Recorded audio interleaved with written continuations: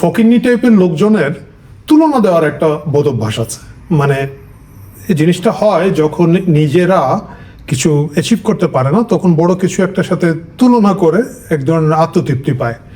যার কারণে আপনারা দেখবেন, যেমন ধরেন নারায়ণগঞ্জে একটা টাইলসের ঘর বানিয়ে এটাকে বাংলার তাজমহল বানিয়ে ফেলেছে এবং এই নাম দিয়ে লোকজন যাচ্ছে। কারণ হচ্ছে ওই যে একটা তৃষ্ণা।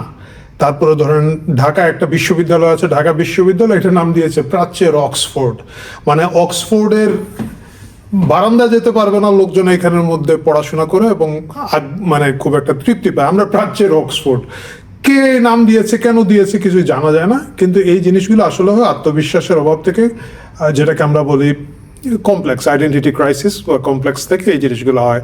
মাঝখানে আমি দেখলাম এক ছাপড়ি বের হয়েছে, সে আবার জুনিয়র শাকিব খান। আমি জানি আপনারা যারা আমার মতো রিলস দেখার বোধভ্যাস আছে তাদের নজরে অবশ্যই এটা পড়েছে। সে হচ্ছে জুনিয়র শাকিব খান, একেবারে এক ছাপড়ে টিকটকার। তার আবার একজনকে বিয়ে করেছে, সেই মহিলা আবার এই জুনিয়র শাকিব খানের আসিফ নজরুল টুনটুনি কেটে দিয়েছে। এই হচ্ছে হুলস্থুল এবং অবস্থা। তো গরিবরা এই জিনিসগুলো যখন ব্যক্তি পর্যায়ে করে তখন একটা জিনিস, কিন্তু যখন রাষ্ট্রীয় পর্যায়ে হয় তখন খুব টেনশন এবং চিন্তার বিষয় হয়ে দাঁড়ায়।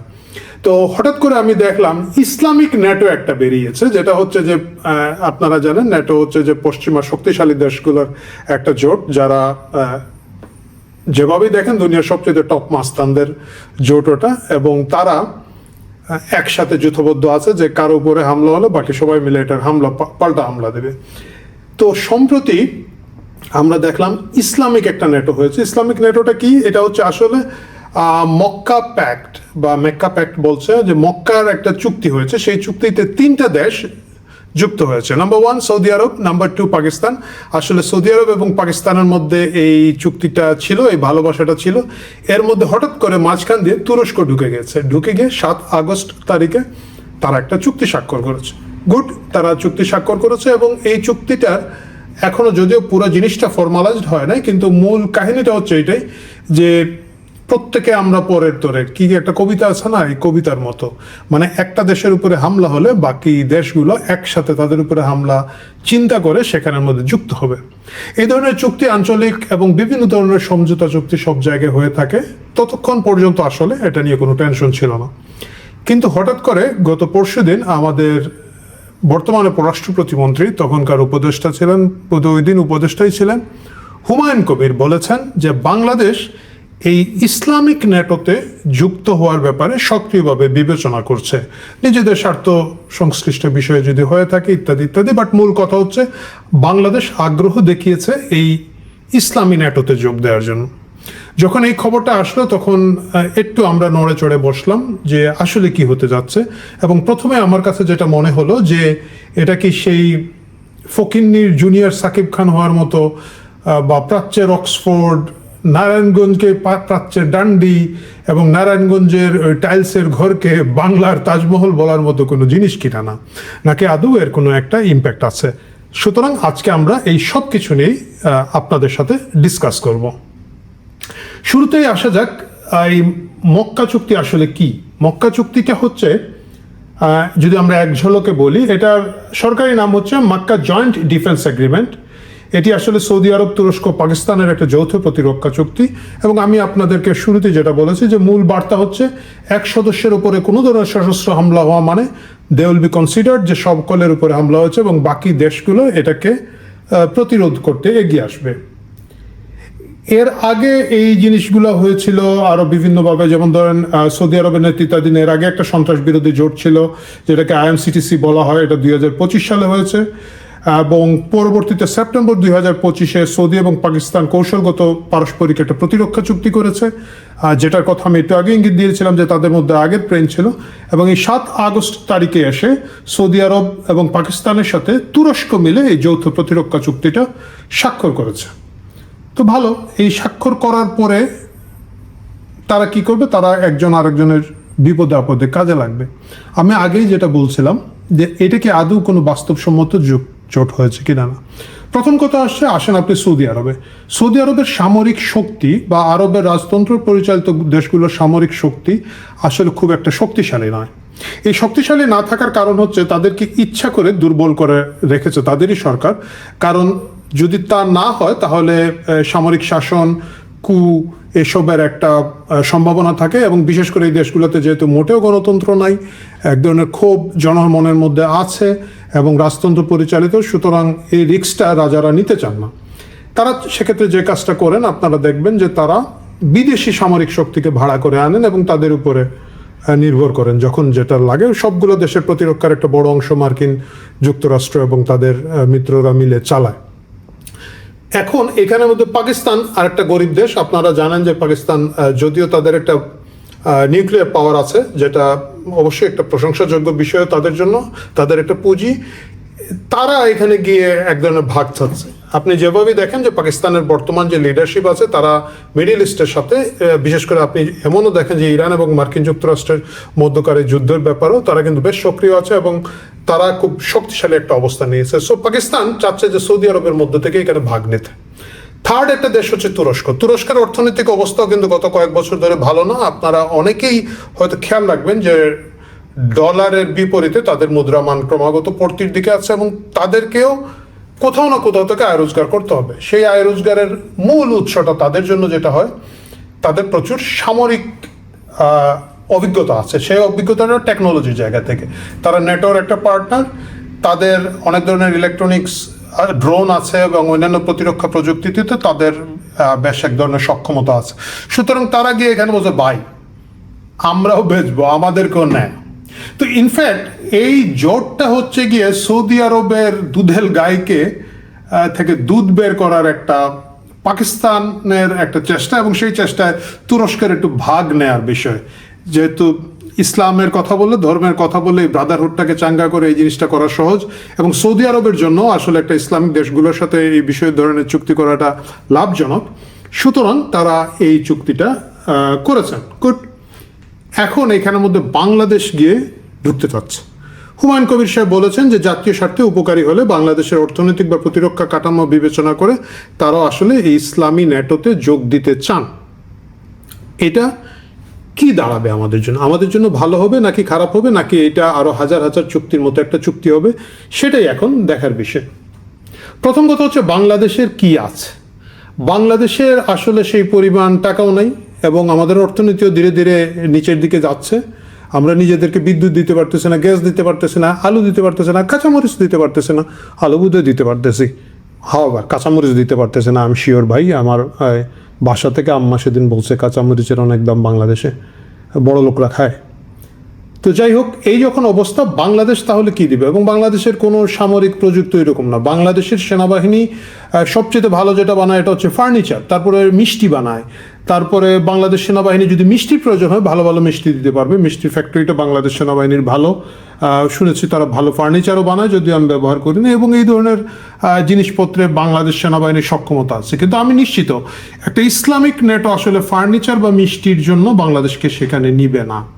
তাহলে বাংলাদেশের আরেকটা জোর আছে, যেটা হচ্ছে আমাদের বসে বসে খেতে থাকা সেনাবাহিনী, এবং সেই সেনাবাহিনীও এক ধরনের ইসলামিক সেনাবাহিনী। আমাদের সেনা প্রধান যিনি আছেন তিনি সম্প্রতি দাড়ি রেখেছেন, তার ভুঁড়িটা বেশ বড় করেছেন, তাকে দেখতে অনেকটা ওয়াজের হুজুরের মতো লাগে, এবং তিনি এইটাকে একটা বেদাতের বিরুদ্ধে যুদ্ধ চালাচ্ছেন। সেনাবাহিনীর মধ্যে যে শিখা অনির্বাণ ছিল সেটা নিভিয়ে দিয়েছেন। বিভিন্ন ধরনের গ্যারিসন কোম্পানি কি কি যেন আছে সেনাবাহিনীর, সেগুলোকে তিনি বিভিন্ন সাহাবাদের নাম অনুযায়ী করছেন। সুতরাং আমরা এক ধরনের ইসলামিক সেনাবাহিনী তৈরি করেছি। আমরা এখন এই বসে খাওয়া সেনাবাহিনীকে আমরা বিভিন্ন জায়গায় ভাড়া খাটাই, সেটা খুবই ভালো। আমরা জাতিসংঘের শান্তি চুক্তির অধীনে বিভিন্ন দেশে আমরা গিয়ে ভাড়া খেটে আসি। সেটাকে আপনি ভদ্রভাবে যাই বলেন না কেন, ঘটনা হচ্ছে মার্সেনারি দেই, এটা খারাপ না। আমরা বিভিন্ন দেশে বিভিন্ন ধরনের শ্রমিক রপ্তানি করি এবং সেনাবাহিনীও আমাদের জন্য একটা ভালো শ্রমিক হিসাবে সেখানে কাজ করে থাকেন। তারা কিন্তু এই সুযোগে যদি একটা ইসলামী ন্যাটো হয় আর আমরা যদি আরও কিছু লোক পাঠাতে পারি, ধরুন 20-25,000 50,000 সেনা যদি পাঠাতে পারি, সেটা আমাদের জন্য লাভ। আমি মনে করি তাই সরকার যে ইসলামী ন্যাটোতে যুক্ত হতে চাচ্ছে সেটা একটা ভালো আইডিয়া তাদের জন্য। আচ্ছা, এখন এতে বাংলাদেশের কি লাভ এবং ক্ষতি হতে পারে, আসুন আমরা একটু পয়েন্ট বাই পয়েন্ট যাই। লাভগুলোর মধ্যে যদি দেখি, প্রথমে হচ্ছে টার্কিতে বেশ সামরিক প্রতিরক্ষার জিনিসপত্র আছে, টার্কিও তো এগুলো আমাদের গলায় পাড়া দিয়ে বেচার চেষ্টা করবে। এবং আমরা যেহেতু ইসলামী ব্রাদারহুডের মাধ্যমে ইতিমধ্যেই বাংলাদেশে আপনারা জানেন ইভেন ডাকসু নির্বাচনটা পর্যন্ত টার্কির লোকজন, তুরস্কের লোকজন এসে প্রভাবিত করে, তারা 500 টাকা করে দিয়ে শিবিরের জন্য ভোট কিনে থাকে। সুতরাং টার্কি আমাদের কাছে এখন ড্রোন হাবিজাবি জিনিস বেচবে এবং সেগুলো আমরা হয়তো কিনবো। এইখানে আমাদের একটু, যদি এটাকে লাভ হিসাবে আমি এখানে দেখিয়েছি যে আমাদের access to the modern technology হবে, কিন্তু আসলে এটা টাকা পয়সার একটু মানে গরিবের টাকা পয়সা চলে যাবে আর কি। পাকিস্তানের সাথে আমাদের যে ভাই ব্রাদার ভাব আছে, এটা তখন একটু চক্ষুলজ্জা কম হবে, কারণ আমরা চুক্তির অধীনে জিনিসটাকে দেখাবো। সৌদি আরব থেকে কিছু টাকা পয়সা পাইতে পারি। মিয়ানমারের সাথে আমরা যখন যাব তখন আমরা এখন একা না আর কি, যেহেতু আমাদের পাশের দেশ ভারতের সাথে আমাদের টানাপোড়েন যাচ্ছে, আমরা এখন কইতে পারবো যে আমরা কিন্তু আইনা তুরস্ক থেকে যুদ্ধ জাহাজ আইনা তো গুলি করে দিব। এটা কিন্তু প্রায় ফেসবুকে দেখা যায়। গত কয়েক বছর আগে থেকে আমরা দেখছিলাম টার্কি থেকে জাহাজ এসে রোহিঙ্গা নিয়ে চলে যাবে। মানে এটা ডক্টর ইউনুসের বাটপাড়ির আগের বাটপাড়ি। এটা যে ডক্টর ইউনুস বলেছিল না যে ঈদ করতে চলে যাবো পরের বছর বা এরকম কিছু একটা, এর আগে ছিল যে টার্কি থেকে জাহাজ আসতেছে 1 লাখ রোহিঙ্গা নিয়ে চলে যাবে। সেই জাহাজ এখন এসে পৌঁছায় নাই যদিও। বাট মায়ানমারের সাথে একটা নেগোসিয়েশনের জায়গায় হয়তো আমাদের একটু মানে ভাব দেখাইতে পারবো আর কি। ওকে, রিস্কটা কোথায় হচ্ছে? রিস্কটা হচ্ছে গিয়ে আমাদের সাথে ভারতের একটা কৌশলগত টানাপোড়েন বাড়বে।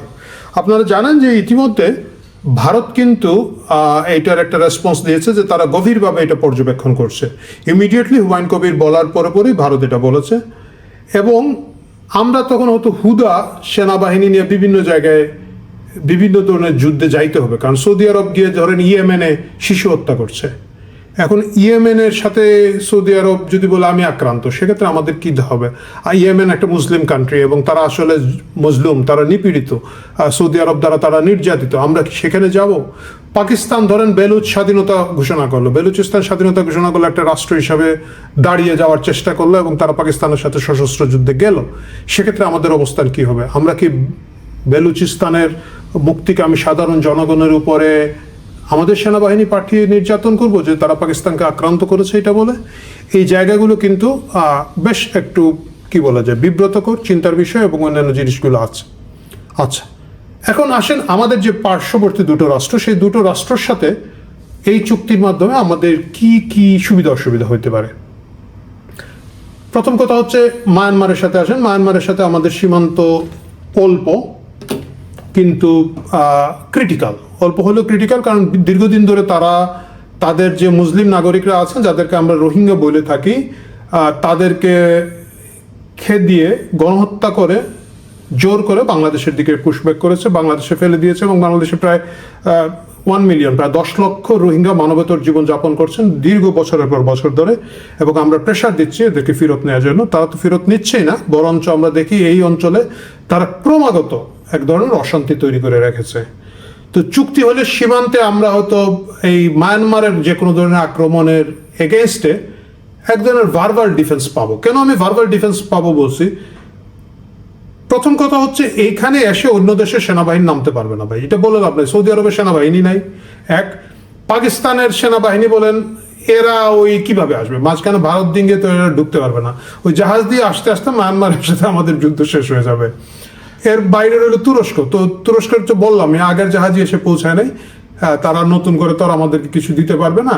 বাট তুরস্ক হয়তো এই সুযোগে আমাদের কাছে কিছু অস্ত্র বিক্রি করে দিবে, আমরা সেগুলো কিনে অধিক ঋণগ্রস্ত হয়ে যাব, বাট আমরা কিছু মডার্ন টেকনোলজি হয়তো পাবো।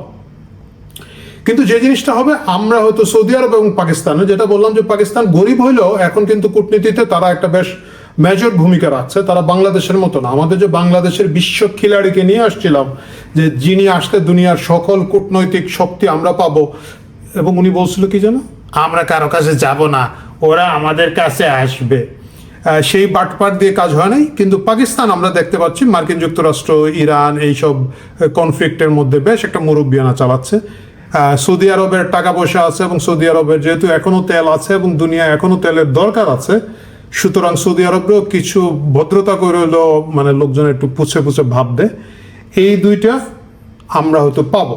যদিও চীন এবং রাশিয়া মানে যেভাবে একচ্ছত্রভাবে মায়ানমারকে, বিশেষ করে চীন অন্ধভাবে মায়ানমারকে সমর্থন দিয়ে যাচ্ছে, সেখানে সেটা খুব একটা কাজে লাগবে না। বাট ধরেন আমরা ওই যে বললাম যে গরিবের সাকিব খানের মতো আর কি, গরিবের দুই একটা দেশ পাইলাম চিল্লাচিল্লি করলো, লস নাই ভাই। আচ্ছা, এখন আসেন ভারতের সাথে। এখানে আমাদের বাংলাদেশের বিএনপি সরকারের দুটো লাভ হচ্ছে। নাম্বার ওয়ান হচ্ছে, যেহেতু এটা একটা মক্কা চুক্তি, মক্কা শব্দটা আছে, তারপরে ইসলামী নেটো, ইসলামী জিনিসটা লেখা আছে, সুতরাং বাংলাদেশে বিএনপি সরকার এটাকে খুব ভালোভাবে বিক্রি করতে পারবে, মানে পলিটিক্যাল অ্যাডভান্টেজটা তারা নিতে পারবে, যে এই যে দেখো আমরা ইসলামী বিভিন্ন দেশের সাথে মিলে একবারে এখন ভারতের একদম কি করে ফেলবো, ভারতের হাদিমাদি ফাটায় ফেলাবো, এইখানে তারা যাইতে পারবে। আমি যদিও জানি না যে বিএনপির আসলে মিডিয়া উইং বলেন বা প্রপাগান্ডা উইং বলেন, বয়ান এবং বয়ান প্রস্তুতের যে জায়গাটা, এটা খুবই দুর্বল, সবসময় দুর্বল। বিএনপি নতুন না, তারা কতটুকু এটা ইসলামী জজবায় নিতে পারবে, বাট যতটুকুই নিবে ততটুকুই লাভ, মানে খুব যে তাদের লস নাই। এবং তারা দেখাতে পারবে যে ভারতের বিরুদ্ধে যে আমরা এখন পাকিস্তানকে নিয়েছি, টার্কিকে নিয়েছি, বাংলাদেশের আবার একটা টার্কি ফেটিশ আছে এখন থেকে না। আপনারা দেখবেন যখন খেলাফত এখানে উঠে গেছে, কি বলা যায় এটা, ওইখানে যখন অলরেডি বিপ্লব হয়ে খেলাফত চলে গেছে, তারপরও ধরুন বছরের পর বছর বাংলাদেশে আপনারা যারা অতীত ইতিহাস জানেন দেখবেন যে গ্রামে গঞ্জে মসজিদে খেলাফতের জন্য চাঁদা তোলা হতো। কারণ কি, যে এই চাঁদা দিয়া খেলাফত, তুরস্কের খেলাফত পুনরুদ্ধার করা হবে, যেখানে অলরেডি খেলাফত শেষ আর কি। কামাল আতাতুর্ক অলরেডি খেলাফতের ব্যান্ড বাজিয়ে দিয়েছেন, কিন্তু বাংলাদেশে এরপরও কয়েক দশক ধরে মসজিদগুলো থেকে চাঁদা তোলা হচ্ছে তুরস্কের খেলাফত আন্দোলনের জন্য। জানি না সেই টাকা কে নিয়ে গেছে, যাই হোক সেটা ঐতিহাসিক ব্যাপার। তো এইখানে বিএনপি ওই অ্যাডভান্টেজটা পাবে যে আমরা টার্কির সাথে গিয়েছি, টার্কি একটা ভালো দেশ। পাকিস্তানের প্রতি বিএনপি সমর্থক যারা জামাত, মানে গুপ্ত বিএনপির ভিতরে যারা জামাত প্রভাবিত বিএনপি, মানে বিএনপি আবার তো একক দল না, বিএনপি হচ্ছে একটা জাতিসংঘের মতো, বিভিন্ন ভাবাপন্ন লোকজন বিএনপিতে থাকে। তো যারা জামাত ভাবাপন্ন বিএনপি, তারা এবং তাদের সমর্থকরা খুব খুশি হবে। এটা হচ্ছে ইন্টারনাল। এক্সটার্নাল হচ্ছে ইন্ডিয়াকে একটু দেখানো যায় তোদেরকে পুষি না, তোদেরকে মানি না, তোদেরকে পাত্তা দেই না, এই জিনিসগুলো করতে পারবে। এইটা বিএনপি রাজনীতি বা বর্তমান সরকারের যে অ্যালাইনমেন্ট রাজনীতি আছে সেটার জন্য আমার কাছে মনে হয় ভালো, এটা খারাপ না। ভারত খুব স্বাভাবিকভাবে এটাকে ভালো চোখে দেখবে না, কারণ হচ্ছে এটার মাধ্যমে আমাদের ভূখণ্ডে পাকিস্তানের, বিশেষ করে টার্কির তো বটেই, উপস্থিতির বিভিন্ন ধরনের ফার্দার চুক্তি হতে পারে, ফার্দার বেজ হতে পারে, পর্যবেক্ষণের জন্য বিভিন্ন ধরনের অফিস আদালত বেজ বসতে পারে, এই ধরনের কিছু। কারণ আমরা জানি না এখনো মক্কা চুক্তি যেহেতু এখনো ইলাবোরেটেড না, এটা শেষ পর্যন্ত কোথায় যাবে। তো এর মাধ্যমে পাকিস্তান বাংলাদেশে যে তাদের যে আইএসআই এবং অন্যান্য গোয়েন্দা সংস্থাগুলো দীর্ঘদিন ধরে কাজ করে আসছে, সেটা আরো প্রকাশ্য হবে, আরো শক্তিশালী হবে। টার্কির অনেক প্রতিরক্ষা যন্ত্রপাতি এখানে বসবে, যেটা খুব স্বাভাবিকভাবে ভারত ভালোভাবে নেবে না এবং কমফোর্টেবল হবে না। সো আমরা দেখতে পারি যে মায়ানমারের প্রতিক্রিয়া নিয়ে আমরা খুব একটা মাথা ঘামাই না। ভারতের সম্ভাব্য প্রতিক্রিয়া কি হতে পারে, এই যে সামরিক, কূটনৈতিক এবং অর্থনৈতিক, আমি ওইভাবে বললে তিন দিকেই নড়াচড়া হবে। এবং তারা যেটা করতে পারে, তারা পূর্বাঞ্চলে নজরদারি বাড়াবে, সামরিক প্রস্তুতি বাড়াতে পারবে। আমি ইতিমধ্যে দেখেছি তারেক রহমানের ভারত সফর নিয়ে যে টানাপোড়েন চলছে, এখানের মধ্যে ভারতের বেশ কিছু সামরিক সাবেক কর্মকর্তারা, তারা যারা ইউটিউব করেন, অনেকে আছে, আমি দেখলাম মেজর জেনারেল, মেজর ব্রিগেডিয়াররা আছেন, তারা বেশ উস্কানি দিচ্ছেন যে কি বলে, আমাদের ফোর্ট উইলিয়াম থেকে বেরিয়ে এসে কেন সীমান্তের কাছে সেনাবাহিনীকে নিয়োগ করা হচ্ছে না, এই ধরনের উস্কানি দেওয়া হচ্ছে। এইটা করার একটা উসিলা তারা একটু বাড়বে, বঙ্গোপসাগরে তারা নৌতৎপরতা বাড়াবে, তাদের উপস্থিতি বাড়াবে, স্বাভাবিকভাবেই তারা ওই জায়গাটা করবে। তারপরে ধরেন তারাও চেষ্টা করবে যে ঠিক আছে কোনো না কোনোভাবে সৌদি আরব থেকে একটু ভাগযোগ পায় কিনা না, এবং সেটা পাইতে গেলে মিডল ইস্টে কিন্তু ভারতীয়দের একটা বিরাট অবস্থান এবং উপস্থিতি আছে, কূটনৈতিকও আছে, অর্থনৈতিক এবং অন্যান্য উপস্থিতি আছে। তারা সেটার মাধ্যমে হয়তো গুটিবাজি করতে পারে বাংলাদেশের উপর, তারা অন্যান্য যে কূটনৈতিক চাপ, মানে এটা তো আছেই, সেগুলো তারা বাড়াবে। মিয়ানমারের সাথে হয়তো তারা একটু সম্পর্ক বাড়ানোর চেষ্টা করবে, যাতে যৌথভাবে এটাকে মোকাবেলা করতে পারে বাংলাদেশের কোনো ধরনের চাপ তৈরি হলে। সো সব কিছু মিলিয়ে তারপরেও যদি আমি বলি, এটাকে আমরা যদি ইসলামিক নেটো বলি বা গরিবের প্রতিরক্ষা জোট যেভাবে আমরা বলি না কেন, বাংলাদেশ আসলে এইখানে গেলে হারাবার খুব একটা নাই। ভারতের সাথে আমাদের এক ধরনের টানাপোড়েন ইতিমধ্যেই আছে এবং সেই টানাপোড়েন থাকবেই, এটা আরো বাড়বে। এখনকার যে অবস্থা দেখতে পাচ্ছি এটা খুব বেশি এসকালেট হবে, খুব দ্রুতই এসকালেট হবে, এবং ভারত ভারতের মতো ডিল করবে, বাংলাদেশ বাংলাদেশের মতো ডিল করবে। যেহেতু বাংলাদেশে সরকার, বিএনপি সরকার একটা অবস্থা নিয়েছে যে তারা ভারতের সাথে একটা কনফ্লিক্টে যাবে, সেক্ষেত্রে আমার কাছে মনে হয় যে ইসলামী নেটোর মাধ্যমে যদি তারা যোগ দেয়, এটা আর আলাদা করে কোনো নতুন টেনশন তৈরি করবে না। বরঞ্চ যদি আমরা জেনারেল ওয়াকারের পেট মোটা সেনাবাহিনীর কিছু লোকজন সৌদি আরবে বেচতে পারি, বিক্রি করতে পারি, মার্সেনারি হিসেবে ব্যবহার করতে পারি, অথবা সেনাবাহিনী উৎপাদিত ফার্নিচার বলেন, মিষ্টি বলেন, আরো কি কি যেন বানায়, জুতা, মোজা, পানি, বিভিন্ন জিনিস আছে ভাই সেনাবাহিনীর, ওদের অনেক কোম্পানি। সো সেইগুলা দিয়ে যদি আমরা কিছু টাকা পয়সা নিতে পারি সেটা খারাপ না, কিন্তু শুধুমাত্র চুক্তির জন্য চুক্তি করলে এটা থেকে আমাদের আসলে কোনো লাভ হবে না। সুতরাং আমি অনুরোধ করবো বাংলাদেশ সরকারকে ইসলামী নেটোতে ঝাঁপিয়ে পড়েন, যেহেতু অরিজিনাল নেটো আমরা পাবো না, আমরা গরিবের সাকিব খান নিয়ে থাকবো। সেই গরিবের সাকিব খানের মাধ্যমে আমরা যেন ছাগলের 3 নম্বর বাচ্চা না হই, কারণ ছাগলের বাট দুটো, ছাগল হচ্ছে সৌদি আরব, সেই বাটের একটা ধরে টানতেছে পাকিস্তান, একটার দুধ খাচ্ছে তুরস্ক। আমরা যেন তৃতীয় ছাগল হয়ে লাফালাফি না করি। আপনাদেরকে জোরদারের মাধ্যমে একটা বাট দখল করতে হবে এবং দুধ আহরণ করতে হবে। সেটা যদি করতে পারেন, ইসলামী নেটোতে বাংলাদেশকে আমি সমর্থন করি। প্রিয় দর্শক, ভালো থাকুন। অনেকদিন পরে কথা হলো, চেষ্টা করবো আবারও নিয়মিত কথা বলার।